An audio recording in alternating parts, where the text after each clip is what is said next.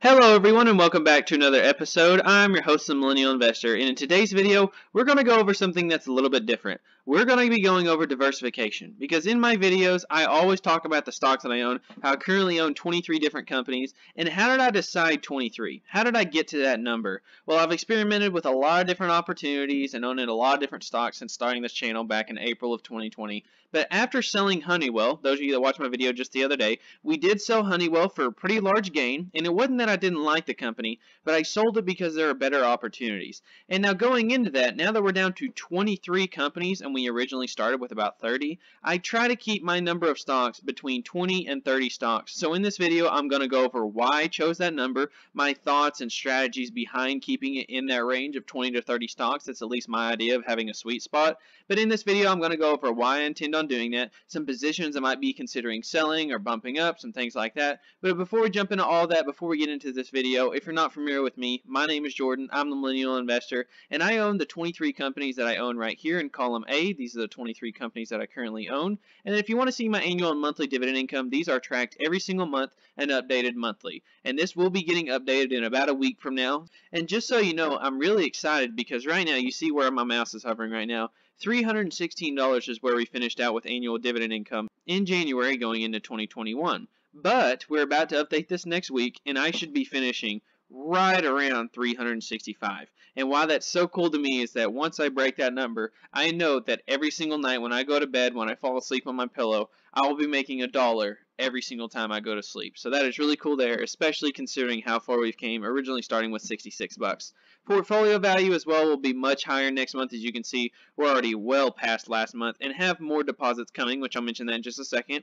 Monthly YouTube income is going to be a record-breaking month next week. And these are my 5 investing goals for 2021. I want to have an annual dividend income of at least $600, a portfolio value of $200,000, YouTube income for the year of $3,000, 150 referrals to M1 Finance, and 20 of my 24 companies need to raise their dividend at least once in 2021. And there's my stock market prediction. And so far, these goals in 2021, I'm doing much better than originally planned, and they are absolutely being crushed. I'm dominating these. And part of the reason is because of you guys. You see this $122 worth of cash right here, and I probably should mention, I disclose my buys, I disclose my sells, I disclose my dividends and my referrals. And this is why I'm going to show you guys all this stuff right here. Do you see this activity feed? This is my most recent like 20 or 30 transactions. You can see, look at all the referral bonuses in here. There are so many referrals, including some of the ones that I just got yesterday. I got 1, 2, 3, 4 different $30 referrals yesterday, and also a $1.99 dividend from Caterpillar. That's one of my smaller ones. And thank you guys so much for using this link. If you sign up with this link and deposit $100 to the platform, you get $30 just for getting signed up. And the fact that you guys have been using it at lightning speed has done 2 things. One, it's helped getting you guys investing, and it's made me proud as a YouTube channel to help get you guys started when you wouldn't have gotten started otherwise. And then the second reason is that cash helps me immensely. If it wasn't for all these referrals, I don't know what I would do. This portfolio would not be taking off as quickly as it is, and it really helps out the channel, guys. So if you want to sign up with there, M1 Finance is absolutely free. I love this brokerage. I support it. I stand behind it. So if you want to deposit $100 to the platform after signing up with my link, you'll get $30 for getting signed up, and that referral bonus ends next week. So do it this week before it goes away forever. But when I look at my portfolio, and I own 23 different companies, I want to show you how I got to that number. If you look at this chart, this is the difference between unsystematic and systematic risks. So let me talk about the differences real quick. Okay, so I pulled up an article right here, and this is on Investopedia.com, systematic versus unsystematic risk. While systematic risk can be thought of as the probability of a loss that is associated with the entire market or a segment thereof, unsystematic risk refers to the probability of a loss within a specific industry or security. And that's basically Investopedia's way of describing it. And the way I look at it is that if you're diversifying in stocks, what's most important is to be diversified among different sectors. So what we're going to do here, we're on trackyourdividends.com, and this is a great website and it'll show lots of things. I went ahead and inputted all the shares that I own, my average cost basis, all the companies that I own, my profits, everything's up to date as you can see. This is my portfolio value and my unrealized gains, $10,470 and $11,002 worth of gains, and you can see if I go back to M1 Finance, that matches it exactly. Right here, there's $11,002 worth of gains, and there's $1040, so it's exactly on point. And the reason why I go to this website, if we go down this diversification tab, and we click Dividend Growth Portfolio, this will show my sector weighting. I really wish M1 Finance had a feature like this just directly where I could pull up a cool pie like this, especially being invested around pies, everything with M1 Finance that you unique to it. But let's go ahead and look at this. We have communication services at 1.98%.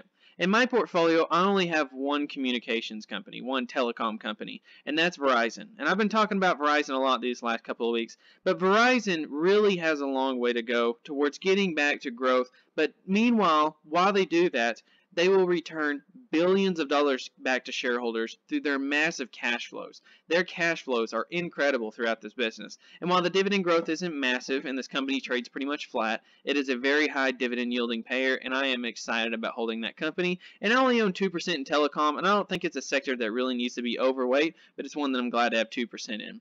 Consumer discretionary, 9.5%. You can see I own a lot of consumer stocks, and this pretty much goes hand in hand with consumer discretionary. And go ahead and fast forward to my largest sector, consumer staples. And a lot of the ones that I even consider to be, quote, consumer discretionary are really consumer defensive, because a lot of the products that I sell, I'll go ahead and show you some. For example, Pepsi is a stock that people are going to buy their products pretty much no matter what. If you drink Pepsi, you're not going to stop drinking Pepsi if you lose your job or if you lose some of your income. And the same thing with Procter & Gamble. They sell things like deodorants and shampoos and stuff like that. If you need to buy deodorant, you're going to buy deodorant. It doesn't matter what type of money you have laying around. If you just have enough money to go to Walmart, then you're probably going to be buying Procter & Gamble's products. Same thing for Coca-Cola. They're always going to sell Coca-Cola drinks. It pretty much doesn't matter at all. Now, consumer discretionary, this is one that I would say is a little bit fluctuating with the market. Home Depot does go up and down as the economy goes down, but pretty much if you need something fixed or improved in your home, especially fixed, you're going to get it done immediately. If you just have a little weekend project that you're wanting to do, you're probably going to go to Home Depot for that. And then other things as well, like McDonald's. It's the leader in the fast food industry. McDonald's is not going away anytime soon. And the way that their business model, not only to sell hamburgers and fries, but mainly the way that they collect rent from their tenants, from the franchisees that lease out the properties, I think that it is incredible the way that McDonald's handles their company. And that's the point when I look at this. This is why I have two overweight sectors of consumer discretionary and consumer staples. You see we have 9.58% in discretionary, and then we have 23.26%. So between these two, you're looking at about 33% of my portfolio, a third of it, just in consumer stocks. And then next we have healthcare. I only own one company in healthcare, and that's Johnson & Johnson. And I've mentioned this before, and I absolutely love Johnson & Johnson because this company is like owning an ETF. If it's in healthcare, then Johnson & Johnson has it. They have not only pharmaceuticals, but they have basic over-the-counter products that you know and take for granted every single day involving things with healthcare, like Listerine and Band-Aids and things like that. But they also have very high-end products and very new adaptive segments into new surgical procedures and medicine, and their pharmaceuticals company really produces a lot of profits and cash flows for this company. So with it constantly investing in new technologies, buying out other smaller healthcare companies, it is so diversified within healthcare that it's really like owning an ETF. So Johnson & Johnson, while I'm not very bullish on the healthcare sector in general, I am very bullish on Johnson & Johnson. And that's why I have it in my portfolio, and it's the only healthcare stock that I own. Next up, we have industrials. And when you look at industrials, it really makes me think of 3M. Because when we look at 3M, they are so diversified between the economy. They own 60,000 different products that they produce every single year. 60,000 different types of products is what this company produces. And while this might be an industrial company that a lot of people don't know their brand name immediately, this is one that has such an impact on our economy. And the same thing goes for 3M as well as another competitor like, for example, Caterpillar and other things like that. Industrials is one that I don't intend to ever have a massive part of my pie, say 20 or 30%. 15% is pretty hefty right now and a little bit higher than I kind of like it, but industrials is one that I don't mind owning. Financials. Financials is a sector that I would usually be impacted and want to own a lot more of, but in today's world of 0% interest rates, it's hard to find companies that are really exciting to own in the financial sector, because Johnson & Johnson is the only company that I own in the healthcare sector, and JP Morgan is the only company that I own in the financial sector. And basically, as you start to know, with Verizon being the only telecom, with Johnson & Johnson being the only healthcare, with JP Morgan being the only financials, in sectors that I know a little bit less about or in sectors that I'm a little bit less confident in, I just go for the category leader. I go for the company that I say, wow, if there's one company that's really going to stand out in this sector, this is going to be it. And JP Morgan is the one right here. Now, I will say, I kind of hate the way that this company has went out. Because if you look at my share price, my average share price right here, I own this stock at an average share price of under $100 a share, and today it's trading at about $150 at an all-time high. Now, this is a company I might rotate out of. I might lower my target percentage, maybe 1 or 2% if it keeps on going up, because while it is still at a good value, it's not the value it used to be. But regardless, this company is one that I am very bullish on in the long term, and this is why it is the only financials company that I currently own. Then we have a few more left. We have 7% utilities. I only own one utility stock right now. Once again, Southern Company, not very bullish on utilities for the long term, but they provide some defensiveness, and it's one that I like owning. And it's very steadily, easy to own. One I can sleep well at night. We'll raise that dividend every single year, and will steadily uptrend in share price as I own it in the long term. Next up after that, we have real estate. And before we get to real estate, actually, I'll skip forward and we'll go to information technology, and I'll come back to real estate and I'll tell you why. Information technology, I have 14% of my portfolio in, and this mostly goes back to stocks like Visa and Broadcom. And my number one holding is Broadcom, and we have had some incredible gains from this company. I have increased my average share price over and over and over again, and I originally started buying this stock in the 200s. And today, if you've noticed, if you've been a long-term follower of the channel, you've known that I've been very bullish on Broadcom since day one. Since starting this portfolio back in April of 2020, so it would have been around this price here. Let's see, it was April 3rd. So yeah, it was $230 a share back then. Since that time, it has always been the number one stock in my portfolio, and as of now, I intend on keeping it that way. Even though it's went up massively in share price, over double from where I originally started buying it, even at $500 a share, I've continued to buy this company like crazy. And this is why companies like this continue to be successful. Regardless of the valuation, while it's not bad, another company like Visa, Information Technology, they're in such high growth categories, and the margins of these companies are incredible. The dividend growth is incredible, and I'm so bullish on these companies in general, and that's why I don't mind having 15% of my portfolio in them. And then real estate. So real estate is one that I want to talk about. I've talked so much about my real estate companies, the three REITs that I own being Realty Income, WP Carey, and Store Capital. And you've probably noticed, as you've seen before, these two in real estate are two of my top 3 holdings. And I am considering bumping them up even more. The one thing that I hate about this is that it's hard to find a company to cut back, because I'm so bullish on all of these. Let's just pick a random one. Let's just say Procter & Gamble. I'm so bullish on Procter & Gamble that I don't want to take money away from Procter & Gamble to put it into another holding. Not that I'm not bullish on Procter & Gamble, I'm very bullish on it. I want to keep the money in there, and I don't want to take it out to put it into other holdings. But real estate is one that if we go into 2021, as we go into the mid to late 2021, like the back half of 2021, I think that if this real estate sector continues to stay down and the rest of the market continues to stay up, don't be surprised if this sector of real estate being 17%, don't be surprised if it actually ends up going towards my largest sector, probably towards upwards of, I don't know, say 20-25%, because I'm so bullish on real estate for the long term. The yields are incredible, the growth on a lot of these long-term companies are great, they're defensive, and I think a lot of these companies are really underappreciated compared to where they should be trading at. But when we look at systematic versus unsystematic risk, basically the way I describe it is that if you own stocks that are diversified in different sectors, you will be fine once you start to cross the 10, 15, 20 number of stocks in this portfolio.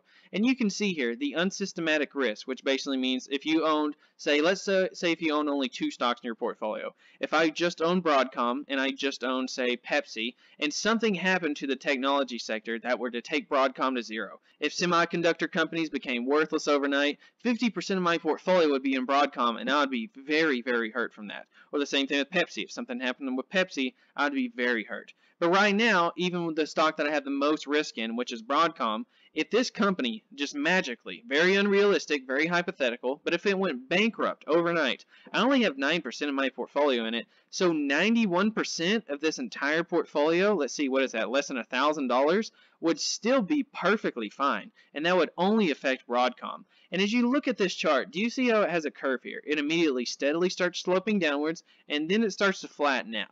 And that's because once you start to hit right here, 15 to 20 stocks from different sectors, it will effectively remove unsystematic risk from a portfolio. Now that doesn't mean, if you look from these bottom little words right here, that doesn't mean that you can ever diversify out of systematic risk. Meaning basically, if the entire market goes down 20%, pretty much all of these companies are going down with it. There might be 1 or 2 outliers, but generally speaking, when you look at these companies, if systematic risk is involved, it will take all of them down. And that's when you look at all of these companies and realize that no matter what happens, you can never diversify out of unsystematic risks. And I'll give you a perfect example of that. Kimberly-Clark was the one that benefited from the pandemic. They pulled up record numbers. But if you look at their 2-year chart, if you look back in early 2020, they had a share price of $145. But they crashed all the way down to the low 100s, all the way down to, what is that, about 112?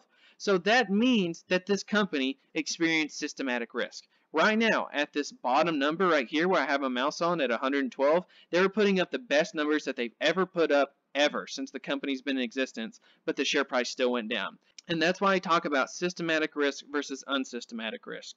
Unsystematic is something that you can control. And that's why me as an investor, I will always intend to own 20 to 30 stocks. And I'll give you one more example of a company that I'm anticipating maybe selling, maybe holding, I'm not really sure. A company that if I have to look at any one in my portfolio, one that I might consider selling is a company like Cisco. Cisco is one that I really like. They have a lot of good dividend growth, a good dividend history. They have a great management team, and they always find a way to just increase that share price long term through share buybacks and increasing in revenues and profits.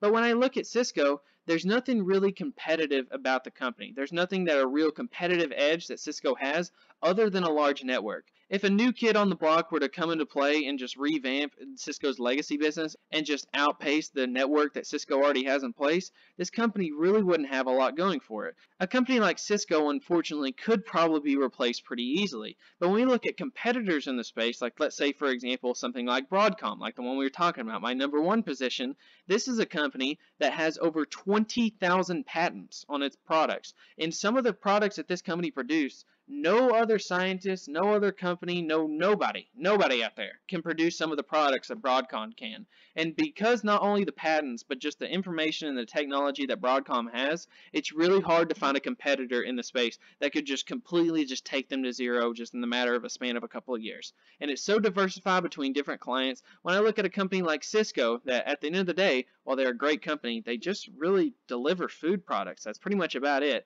So that's why I want to look at a company like Cisco. I probably would consider selling out of it first before anyone else in this portfolio, but I also am down to 23 stocks, and I don't want to get it so low that I don't want to break below that 20. So if I find an opportunity, for example, like one that I'm finding really attractive right now, like a WP Carry, I might consider selling out of something like a Cisco to increase my value as a shareholder in a company that I'm more bullish on, like a WP Carry rather than a Cisco. But at the same time, I also want to stay between 20 and 30 so that way I avoid almost all of that unsystematic risk. But thank you guys so much for watching. I really appreciate it. This hopefully gave you a little insight in my portfolio with sector and stock diversification, and this gives you an idea about what I do as a shareholder and why I own the stocks I own. But thank you guys so much for watching. Go ahead and get signed up with that link down below if you haven't already, and I'll catch you guys next time.